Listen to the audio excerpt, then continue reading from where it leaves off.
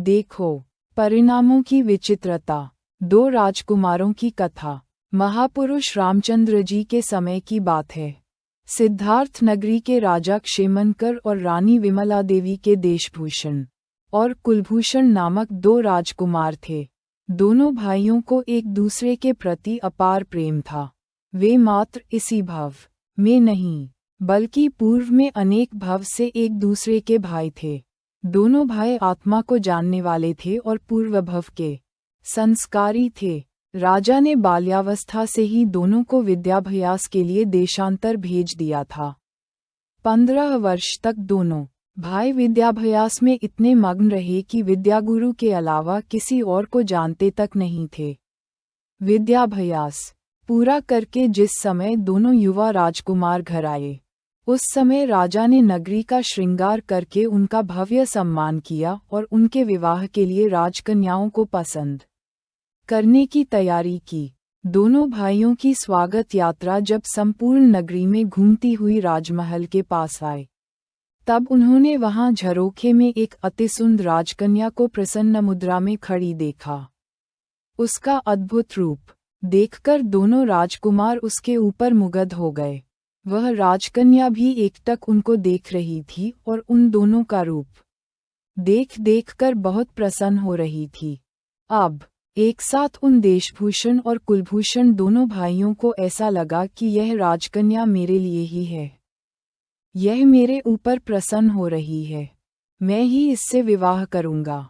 परंतु दूसरा भाई भी इसी राजकन्या के ऊपर ही नजर रखकर उसे राग से निहार रहा है। ये देखकर दोनों को एक दूसरे पर द्वेष आया कि यदि मेरा भाई इस कन्या के ऊपर नजर रखेगा तो मैं उसे मारकर इस राजकन्या से विवाह करूंगा। ऐसा मन ही मन में वे एक दूसरे को मारकर भी उस राजकन्या के साथ विवाह करने की सोच रहे थे।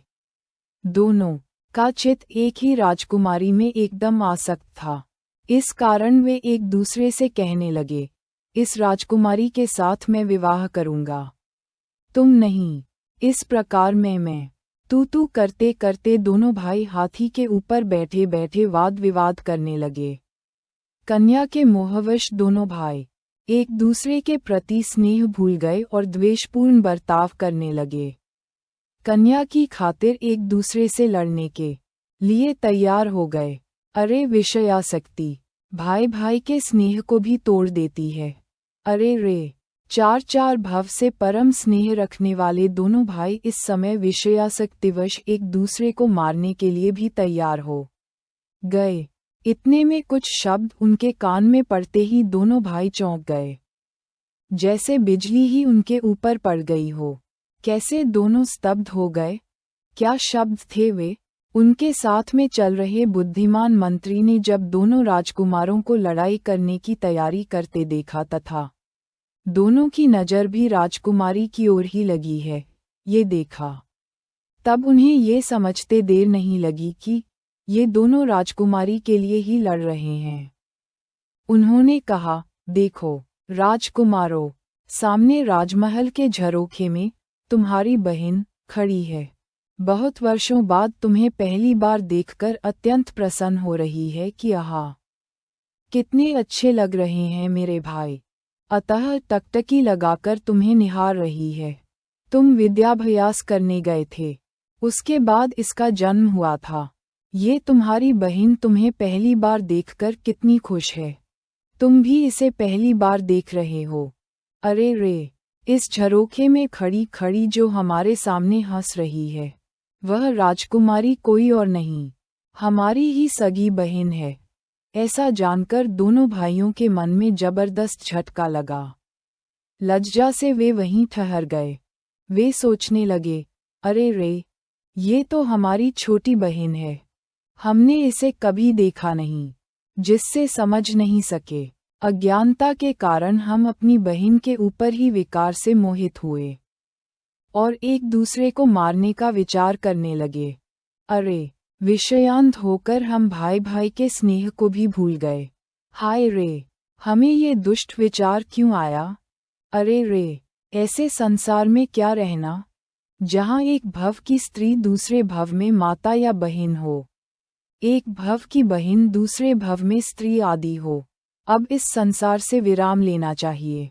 अनेक दुखों से भरा हुआ ये संसार, जिसमें दुष्ट मोह जीव को अनेक प्रकार से नाच नचाता है। हमें धिक्कार है कि मोह के वश होकर हमने अपनी बहन के ऊपर विकार भाव किया। अरे रे, अब माता पिता को हम क्या मुंह दिखाएंगे? उद्धरण चिन्ह। ऐसा विचार करके उन्हें राजमहल जाने में अत्यंत शर्म महसूस हुई। इस प्रकार संसार को असार समझकर दोनों भाई अत्यंत विरक्त हुए और वहां से लौट गए तथा जिंदीक्षा लेकर मुनि हो गए। मुनि देशभूषण और कुलभूषण आत्मसाधना में तत्पर हुए। वे देश देशांतर में विचरण करते हुए पृथ्वी को तीर्थरूप बनाने लगे। उनके पिता दोनों पुत्रों के विरह में आहार को त्याग करके प्राण छोड़कर भवनवासी देवों में गरुडेंद्र हुए।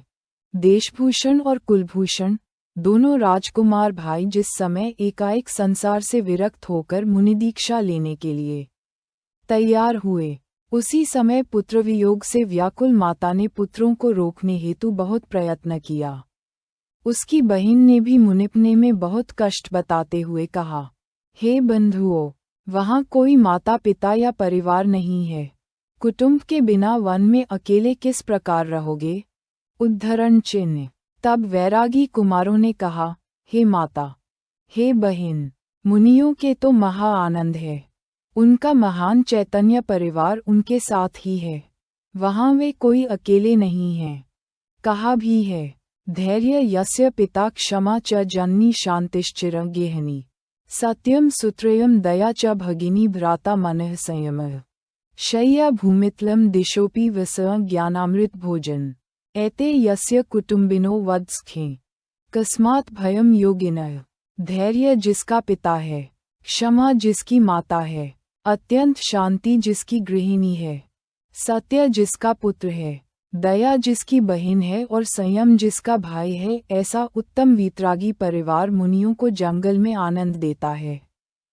फिर पृथ्वी जिसकी शैया है, आकाश जिसके वस्त्र हैं, ज्ञानामृत जिसका भोजन है, ऐसे योगी को डर किसका? भय तो इस मोहमयी संसार में है। मोक्ष के साधकों को भय कैसा? उद्धरण चिन्ह। ऐसा कहकर देशभूषण कुलभूषण दोनों कुमार वन में चले गए और दीक्षा लेकर मुनि हो गए। उनकी बहन आर्यिका हो गई। दोनों राजकुमार मुनि होकर चैतन्य के अनंत गुणों से भरे पूरे परिवार के साथ अत्यंत आनंद के साथ क्रीड़ा करने लगे।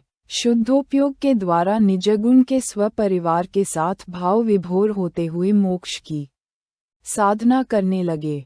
एक बार जब दोनों मुनिराज वंशधर पर्वत की चोटी पर प्रतिमायोग धारण कर उग्र ध्यान में लीन थे, तब पूर्व की द्वेष बुद्धि से प्रेरित होकर दुष्ट अग्निप्रभदेव आकर उन पर घोर उपसर्ग करने लगा।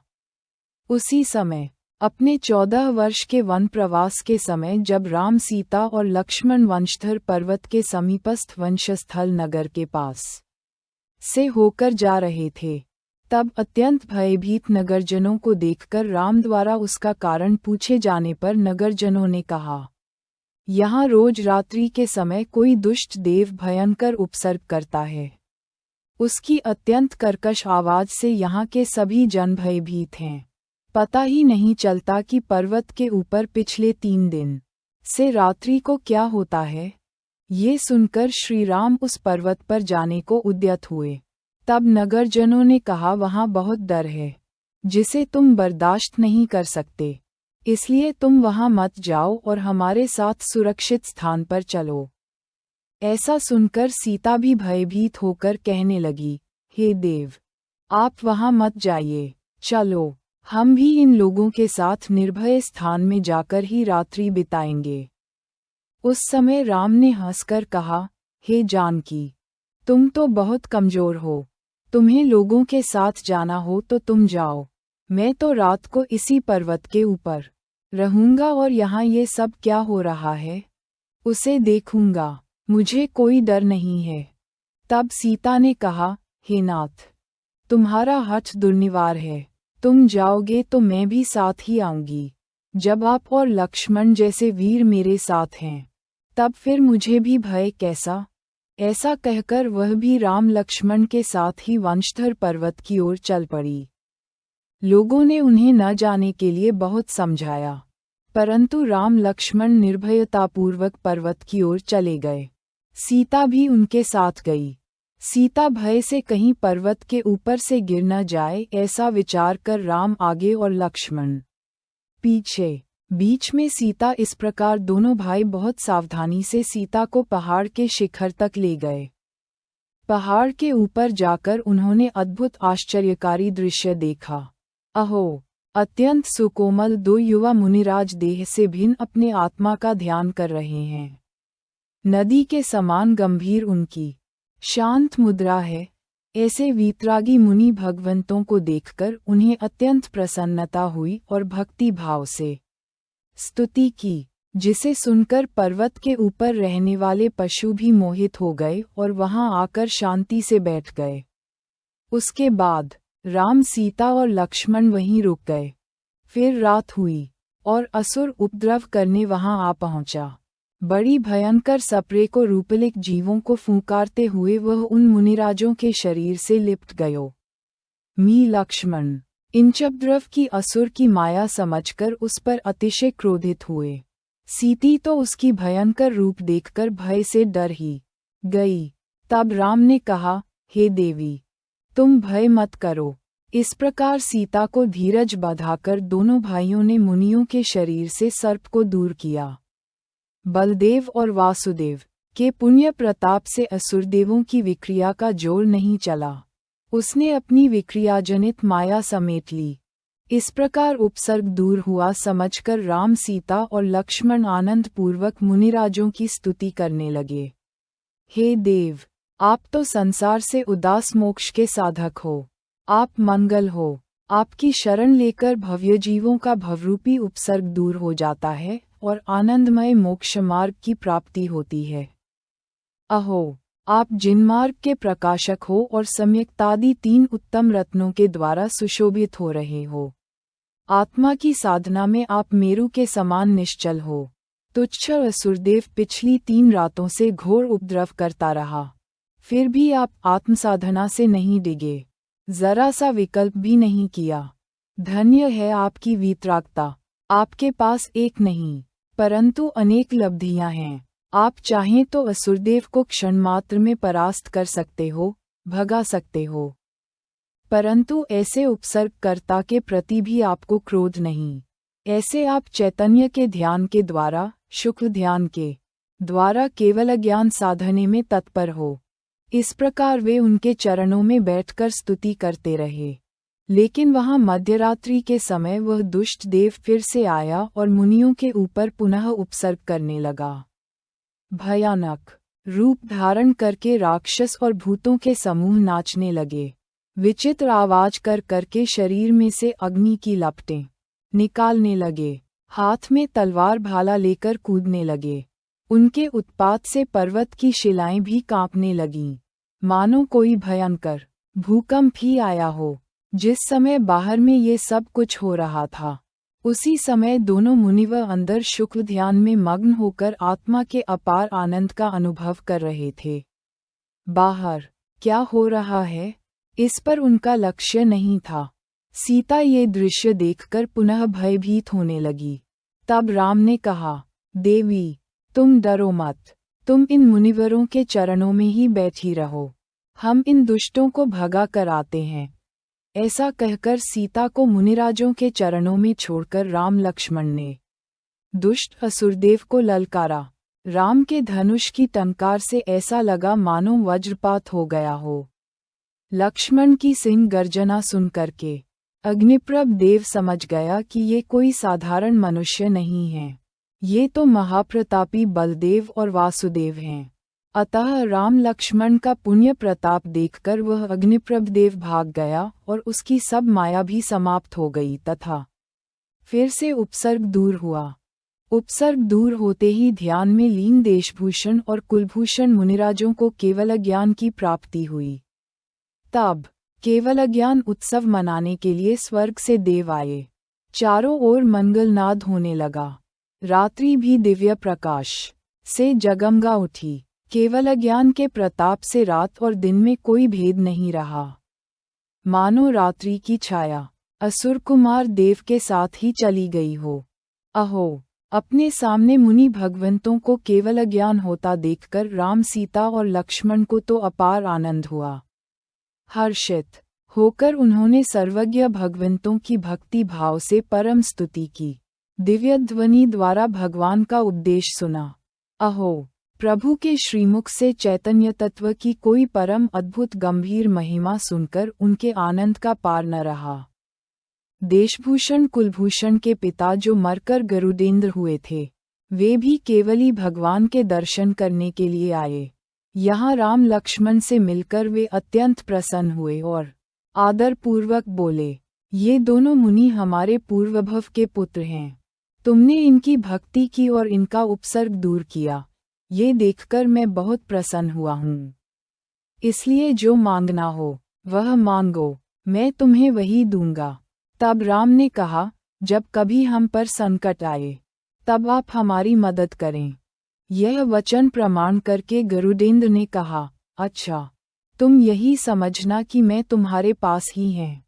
केवली भगवान की वाणी सुनकर अनेक जीवों ने धर्म प्राप्त किया। राजा और प्रजाजनों ने नगरी में आकर आनंदपूर्वक उत्सव मनाया। केवल ज्ञान के प्रताप से सर्वत्र आनंद मंगल छा गया। भगवान की वाणी में ऐसा आया कि रामचंद्र जी इसी भव से मोक्ष प्राप्त करेंगे। श्री रामचंद्र जी बलभद्र हैं, तद्भव मोक्षगामी हैं। ऐसा केवली प्रभु की वाणी में सुनकर लोगों ने उनका बहुत सम्मान किया। मुनिवरों को केवल ज्ञान उत्पन्न होने से उस भूमि को महातीर्थरूप समझकर राम, सीता और लक्ष्मण बहुत दिनों तक वहीं रहे और महान उत्सवपूर्वक पर्वत पर अनेक मंदिर बनवाकर अद्भुत जिन भक्ति की। उसी समय से यह पर्वत रामटेक तीर्थ के नाम से प्रसिद्ध है। गगनविहारी देशभूषण कुलभूषण केवली भगवंत दिव्य ध्वनि से अनेक देशों के भव्य जीवों को धर्म का प्रतिबोध कराते हुए अयोध्या नगरी में पधारे। तब फिर से उन केवली भगवंतों के दर्शन करके राम, लक्ष्मण आदि राजा प्रजा सभी को बहुत हर्ष हुआ।